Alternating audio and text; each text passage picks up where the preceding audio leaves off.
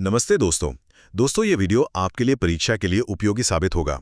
प्रधानमंत्री मातृ वंदना योजना और आज के सूजस करंट अफेयर्स को विस्तार से जानते हैं। आज का हमारा विषय है ग्राम उत्थान शिविर 2026। ये राजस्थान सरकार की एक बहुत ही महत्वपूर्ण पहल है। तो पहला बिंदु, इसका नेतृत्व किसने किया? इसका नेतृत्व किया मुख्यमंत्री श्री भजन लाल शर्मा ने। ये नाम परीक्षा के लिए जरूरी है, याद रखिएगा। दूसरा, इसका मकसद क्या था? देखिए, इसका मुख्य उद्देश्य था ग्रामीण क्षेत्रों तक सरकारी जनकल्याणकारी योजनाओं की सीधी पहुंच सुनिश्चित करना। अब जरा तारीखों पर ध्यान दीजिए। इसका शुभारंभ हुआ 23 जनवरी 2026 को, यानी बसंत पंचमी के दिन, और इसका दूसरा चरण 5 से 9 फरवरी 2026 तक चला। यहां से सवाल बन सकता है, ठीक है, अब इस स्लाइड में हम इसकी कुछ प्रमुख उपलब्धियां देखते हैं। ये आंकड़े परीक्षा के लिए बहुत बहुत महत्वपूर्ण हैं। कुल 1512 शिविर आयोजित किए गए। इनमें 13 विभागों की सेवाएं एक ही छत के नीचे दी गई। लोगों की भागीदारी भी 13.91 लाख से ज्यादा रही। और सबसे जरूरी नतीजा, 77 लाख से ज्यादा मामलों का निपटारा किया गया। इस तथ्य को जरूर याद रखें। राजस्थान प्रधानमंत्री मातृ वंदना योजना के कार्यान्वयन में पूरे देश में फिर से नंबर 1 बन गया है।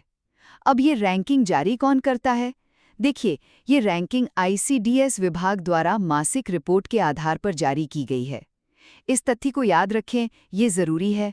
चलिए, अब पूरी रैंकिंग पर एक नज़र डालते हैं। यहाँ से सीधा सीधा प्रश्न बन सकता है।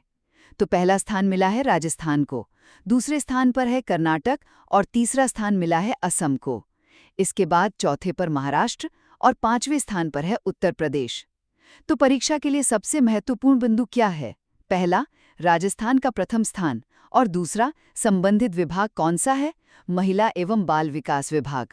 सबसे पहले योजना की शुरुआत को देखते हैं। ये 1 जनवरी 2017 को राष्ट्रव्यापी रूप से लागू हुई थी। हाँ, ये तारीख परीक्षा के लिए बहुत महत्वपूर्ण है। और अगला बिंदु, 1 अप्रैल 2023 से इसके बेहतर कार्यान्वयन के लिए एक नया पोर्टल भी शुरू किया गया है। अब बात करते हैं वित्तीय सहायता की। यहां से प्रश्न बन सकता है। तो देखिए, पहली संतान के लिए कुल 5,000 रुपए की मदद मिलती है, जो 2 किश्तों में यानी 3,000 रुपए और 2,000 रुपए में दी जाती है। और एक और खास तथ्य याद रखें, अगर दूसरी संतान बालिका है तो 6,000 रुपए की एकमुश्त सहायता दी जाती है। अब इसकी हालिया उपलब्धियों पर ध्यान देते हैं, जो परीक्षा में पूछी जा सकती हैं।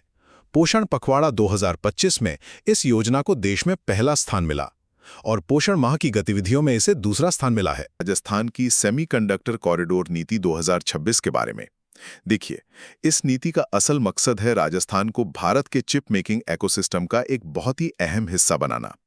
खास तौर पर उन हिस्सों पर फोकस किया जा रहा है जो सेमीकंडक्टर सप्लाई चेन के आखिर में आते हैं, लेकिन है बहुत जरूरी। सबसे पहली बात जो आपको याद रखनी है वो ये कि इस नीति की नींव 2 बड़े औद्योगिक क्षेत्रों पर रखी गई है। सरकार जो है वो जोधपुर, पाली, मारवाड़ और कंकानी औद्योगिक क्षेत्रों को एक सेमीकंडक्टर हब के तौर पर तैयार कर रही है। इससे क्या होगा कि कंपनियों को यहां आने के लिए पहले से ही सारा इंफ्रास्ट्रक्चर तैयार मिलेगा। दूसरी बात, और ये परीक्षा के लिए बहुत महत्वपूर्ण है, राजस्थान का फोकस हर चीज बनाने पर नहीं है। इसका मेन फोकस है OSAT और ATMP पर। अच्छा, आसान भाषा में इसका मतलब है कि ये चिप बनाने की प्रक्रिया के आखिरी चरण है। मतलब जहां पर नाजुक सिलिकॉन वेफर्स को काटा जाता है, उन्हें पैक किया जाता है और बड़ी कंपनियों को भेजने से पहले उनकी टेस्टिंग की जाती है। और आखिर में, इस पूरी योजना को लागू करने के लिए एक बिल्कुल साफ स्ट्रक्चर है। इसकी जो नोडल एजेंसी है वो है उद्योग और वाणिज्य विभाग, और ये एक 3 लेवल की कमेटी के जरिए इसके काम की देखरेख करेगा ताकि सब कुछ तेजी से और सही ढंग से हो। तो कुल मिलाकर ये नीति राजस्थान को चिप प्रोडक्शन की रेस में एक स्मार्ट दाव लगाने में मदद कर रही है, जो कि असेंबली और टेस्टिंग में स्पेशलाइज करने पर ध्यान दे रही है। दोस्तों, इस नीति पर विस्तार चर्चा एक अलग में वीडियो कर चुके थे, जो आपको इस चैनल पर मिल जाएगा।